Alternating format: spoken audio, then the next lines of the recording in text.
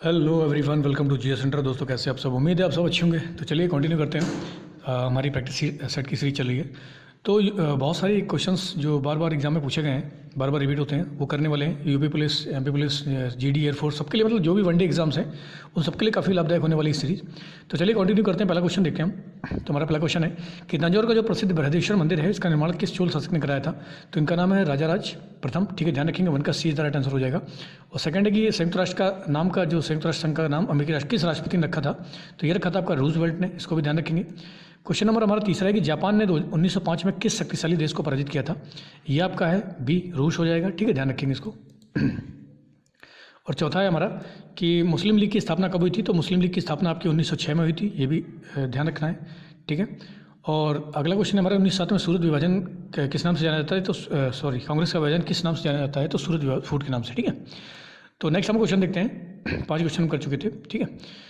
अगला हमारा क्वेश्चन है कि आर्य समाज के संस्थापक कौन थे? तो आर्य समाज के संस्थापक राजा राममोहन राय, विवेकानंद थे, दयानंद सरस्वती या रामकृष्ण परमहंस। तो आर्य समाज के जो संस्थापक थे ये थे आपके दयानंद सरस्वती। ठीक है, ध्यान रखेंगे। 6 का सी आंसर हो जाएगा। नेक्स्ट हमारा कि ब्रह्म समाज के संस्थापक कौन थे? राजा राममोहन राय, विवेकानंद, दयानंद सरस्वती या रामकृष्ण परमहंस। तो ब्रह्म समाज के जो संस्थापक थे वो थे राजा राममोहन राय। ठीक है, इसको ध्यान रखेंगे। 7 का ए राइट आंसर हो जाएगा। आगे हमारा क्वेश्चन है कि किसान घाट किसकी समाधि स्थल है? तो किसका समाधि स्थल है किसान घाट? ये महात्मा गांधी, लाल बहादुर शास्त्री, चौधरी चरण सिंह या राजीव गांधी? तो चौधरी चरण सिंह जी का जो समाधि स्थल है वो है आपका किसान घाट। ठीक है, इसको ध्यान रखेंगे। 8 का सी राइट आंसर हो जाएगा। अगला क्वेश्चन है हमारा कि my experiment with truth, my experiment with truth किसने लिखी है? तो ये माई एक्सपेरिमेंट विद ट्रूथ किसने लिखी है? तो ये महात्मा गांधी का है। 9 का 20 राइट आंसर हो जाएगा। ठीक है। अगला क्वेश्चन हमारा कि मधुशाला किसकी कृति है? तो मधुशाला किसने लिखी है? तो ये आपका 10 का ए राइट आंसर हो जाएगा। हरिवंश राय बच्चन जी। तो हरिवंश राय बच्चन जी ने मधुशाला की रचना करी है। ठीक है, ध्यान रखेंगे इसको। काफ़ी इंपॉर्टेंट बुक है, बार बार एग्जाम में रिपीट होती है। नेक्स्ट हम क्वेश्चन देखने वाले हैं कि चंद्रकांता संतति। तो चंद्रकांता संतति के लेखक कौन है आपके बताइए? देवकीनंदन खत्री हैं, प्रेमचंद हैं, चंद्रधर शर्मा गुलेरी साहब हैं, या काका पे कालिलकर कौन है? तो यहाँ पर जो चंद्रकांता संतति है ये इस पुस्तक के जो लेखक हैं वो आपके देवकीनंदन खत्री। 11 का इस राइट आंसर हो जाएगा। ठीक है, ध्यान रखेंगे इसको। अगला हमारा क्वेश्चन है कि घासीराम कोतवाल। तो घासीराम कोतवाल जो बुक है ये किसने लिखी? बहुत इंपॉर्टेंट है, बहुत बार एग्जाम में पूछी गई है। तो घासीराम कोतवाल के जो लेखक है इनका नाम है विजय तेंदुलकर। 12 का सी राइट आंसर हो जाएगा। विजय तेंदुलकर इसके लेखक है। ठीक है। अगला क्वेश्चन है हमारा कि गीतांजलि के लेखक कौन है? तो गीतांजलि के लेखक है प्रेमचंद या शंकर प्रसाद, महादेवी वर्मा या रविन्द्रनाथ टैगोर? तो गीतांजलि के लेखक हैं आपके रविन्द्रनाथ टैगोर। ठीक है, ध्यान रखेंगे। गीतांजलि के लेखक कौन है? 13 का डी राइट आंसर हो जाएगा, रविन्द्रनाथ टैगोर। अगला क्वेश्चन है हमारा कि संविधान सभा का सभापति कौन था? तो संविधान सभा के सभापति कौन थे? सबको ही पता होगा नॉर्मली। अम्बेडकर, राजेंद्र प्रसाद, पट्टाभी सीतारामैया, गोपाल कृष्ण अय्यर। तो ये थे संविधान सभा के सभापति राजेंद्र प्रसाद जी। 14 का सी राइट आंसर हो जाएगा। नेक्स्ट हमारा क्वेश्चन है कि संविधान सभा की प्रारूप समिति के अध्यक्ष कौन थे?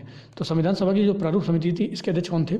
अम्बेडकर, कृपलानी, राजेंद्र प्रसाद, जवाहरलाल नेहरू। तो ये थे अम्बेडकर। ठीक है। तो प्रारूप समिति के अध्यक्ष कौन थे? अम्बेडकर साहब थे। और प्रारूप समिति में अध्यक्ष सहित 7 सदस्य थे। ठीक है, कितने थे? 7 सदस्य थे। तो काफ़ी एग्जाम में बार बार इसको रिपीट किया जाता है, बार बार पूछा जाता है। नेक्स्ट हम क्वेश्चन देखते हैं।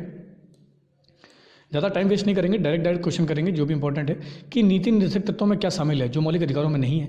देखो, मौलिक अधिकारों में जो नहीं है, ठीक है, नीति निर्देशक तत्व में शामिल है। अस्पृश्यता का अंत तो मौलिक अधिकार में है। आने जाने की स्वतंत्रता के बारे में भी, धर्म की स्वतंत्रता के बारे में भी, लेकिन कुटीर उद्योगों को प्रोत्साहन देना ये आपके मौलिक अधिकारों में नहीं है। तो 16 का डी राइट आंसर हो जाएगा। ठीक है, ध्यान रखेंगे इसको। नेक्स्ट हमारा क्वेश्चन है कि राज्यसभा के सदस्यों के चुनाव कौन सी विधि से होते हैं? राज्यसभा के जो सदस्य हैं उनका चुनाव कौन सी विधि से होता है? साधारण बहुमत के द्वारा, सूची प्रणाली, एकल संक्रमणीय मत के द्वारा या संचित मत के द्वारा? तो राज्यसभा के सदस्यों का जो चुनाव होता है वो होता है एकल संक्रमणीय मत प्रणाली के द्वारा होता है। 17 का सी राइट आंसर हो जाएगा। ठीक है। नेक्स्ट हमारा क्वेश्चन आता है कि निम्न में से किसकी सिफारिश पर संविधान सभा गठन किया गया था? तो किसकी सिफारिश पर किया गया था? क्रिप्स मिशन की, कैबिनेट मिशन योजना की, या वेवल योजना, या माउंट बेटन योजना? तो किसकी सिफारिश पर संविधान सभा का गठन किया गया था? जल्दी से बताएंगे। तो ये था आपका 18 का 20 राइट आंसर हो जाएगा। कैबिनेट मिशन योजना के तहत संविधान सभा का गठन किया गया था। अगला हमारा क्वेश्चन आता है कि म्यांमार की आंग सान सूकी को किस क्षेत्र में नोबेल पुरस्कार दिया गया था? तो ये म्यांमार की थी, इस समय तो जेल में है। इस समय म्यांमार में सेना का शासन चल रहा है। तो जब इन्होंने वहाँ पर शांति बहाल की थी तो उनको शांति का नोबेल पुरस्कार दिया गया था। 19 का डी राइट आंसर हो जाएगा। ठीक है, इसको ध्यान रखेंगे। और नेक्स्ट और लास्ट हमारा क्वेश्चन है यहाँ पर कि अमर्त्य सेन को किस क्षेत्र में नोबेल पुरस्कार दिया गया है? तो अमर्त्य सेन को किस क्षेत्र में नोबेल पुरस्कार दिया गया? अर्थशास्त्र के, चिकित्सा के, भौतिकी या रसायन के? तो बताएंगे इसका राइट आंसर क्या है जल्दी? तो ये होगा आपका अमर्त्य सेन का अर्थशास्त्र। ठीक है, इकोनॉमी का नोबेल पुरस्कार अमर्त्य सेन को दिया गया है।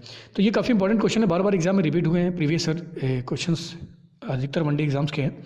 तो देख लो इनको, एक दो बार रिवीजन कर लो। काफ़ी इंपॉर्टेंट है, बार बार एग्जाम में रिपीटेशन होता है इनका। और लगातार पढ़ाई करते रहो। लगातार हम कंटिन्यू रखेंगे सीरीज को इसको। तो चलिए लगातार पढ़ाई कीजिए, लगातार मेहनत कीजिए।